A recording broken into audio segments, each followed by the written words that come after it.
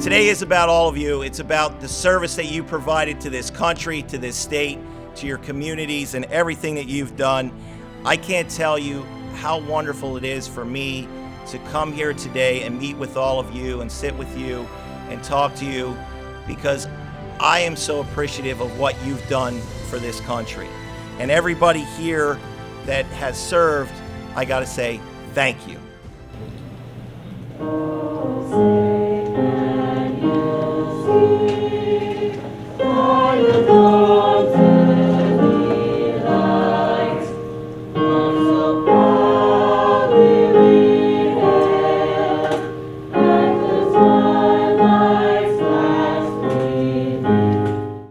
We have a couple here, and it's their golden anniversary. And I wanted to take the time today to honor them with a citation. And if Richard and Karen Lockey could come forward, please. It is an honor for me to give you a citation from the Commonwealth of Pennsylvania and the House of Representatives on your golden anniversary, your 50 years being together. What a great thing. I can't tell you how proud I am of you, and your family should be so proud that they have such wonderful parents. Thank you so much. Thank you. Yep.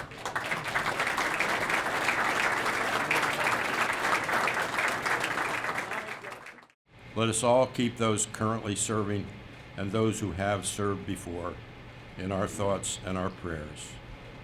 They are the reason for the many freedoms we enjoy. Give me an amen. Amen.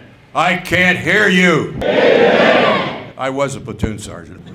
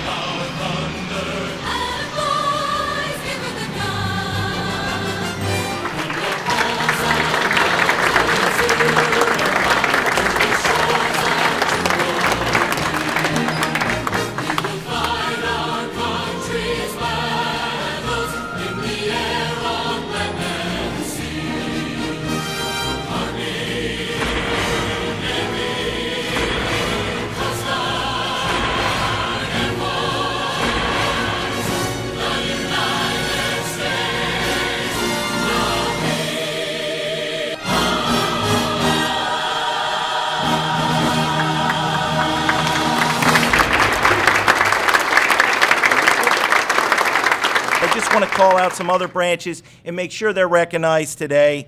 The Merchant Marines, the Women's Army Auxiliary Corps, the Women's Air Force Service Pilots, the Women's Army Corps, the U.S. Navy Armed Guard, and the Army Air Force. Thank you. If you've served in any of these, thank you so, so much.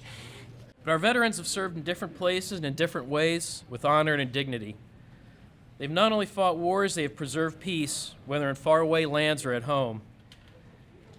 We, have lived uncommon lives under a common banner, a love of country and service to their fellow man. Each one is an essential part of our military's legacy.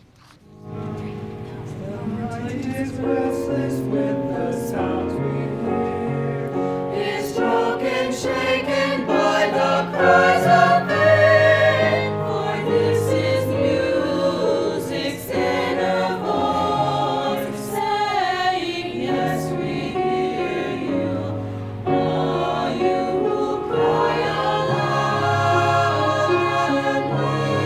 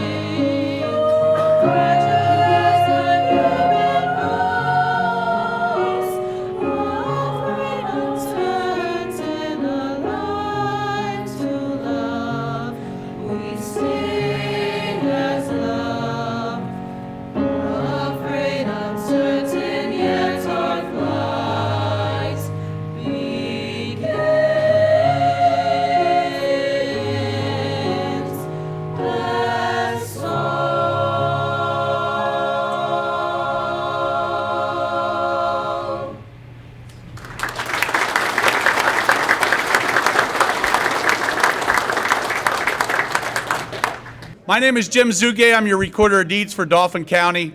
And why is the Recorder of Deeds standing up here at a Veterans Breakfast? Because we have the honor of safeguarding your DD 214, which is your honorable discharge. If you record that in our office in any of the 67 counties in this state, that document will be preserved in our office for safekeeping. No one else can get that document except for you or a designee of yours. So that is a confidential document.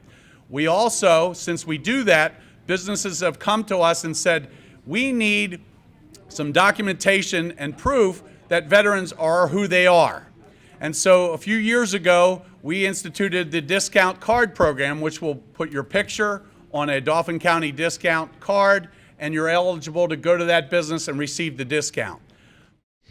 I'm with Bob Hauser at the Veterans Breakfast here on Friday, and we were talking about flags up and flags down. I'm so proud to be part of that, and thank you for inviting me to come out and do that. It's been a tremendous learning experience, but not only that, but a friendship. And you know, all the people we've been able to work with and see and meet out there, it's kind of funny. We become a family, right? Putting them up. So tell us a little bit about what's going on, how it started, maybe, Sure.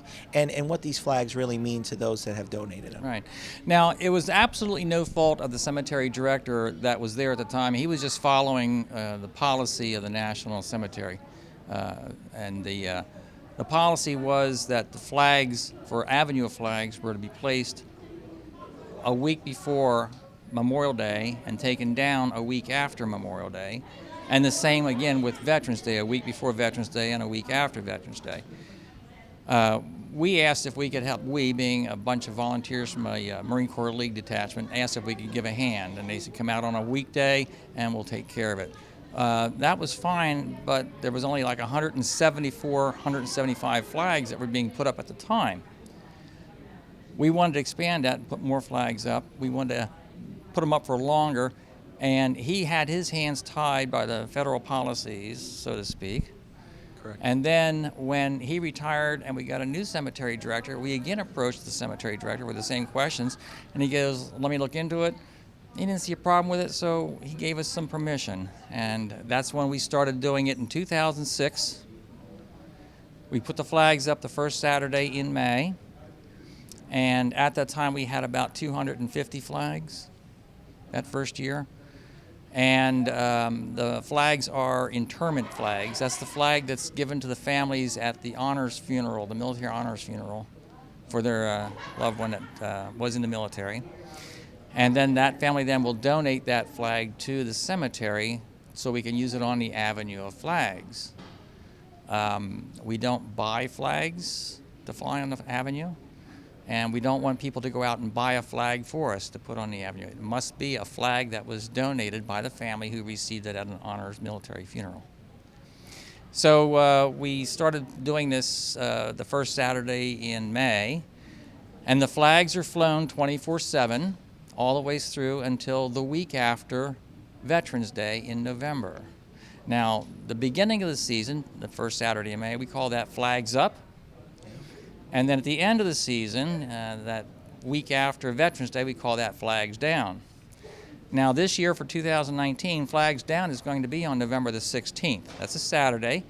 We will start at 8 o'clock, so anybody that wants to come out and help take down the flags and fold them up and put them away, you're welcome to come on out. You do not have to be a military veteran to do this.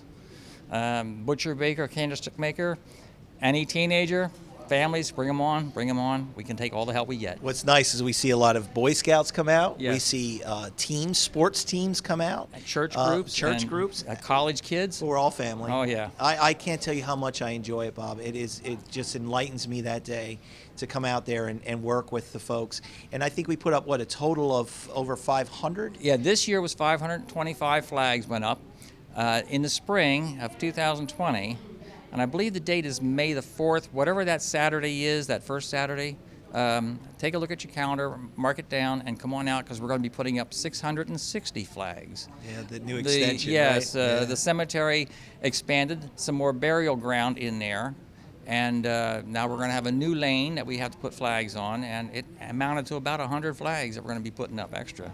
And you can donate these flags at any time. We can That's right. call you. They can drop them off at our office. Right. We can make sure they're given to the proper people, yourself included. That's right. And we can help out in any way we can to make sure that's taken care of. It is a beautiful sight. It When is. we put them up, it's sad to take them down, but it is a beautiful sight when they're all up to drive through there and see all those flags. And for the folks who haven't seen it yet, you've got 1 week. That's all. And Yeah. then they're down for the winter. Yeah. And honestly, that cemetery looks naked without the flags. It sure does. I agree with you on that. But you know, we have the wreaths coming up and others, Yes, so that's going to yeah, be it's yeah. really a pretty time of the year coming into the fall and of course the winter season. Right. But Bob, I want to thank you. I want you're to very thank you for what you do, what you did for us serving our country, Right. and thanks for what you do at the Indiantown Gap Cemetery. Very good. Thank you. You're welcome, sir. Thank you.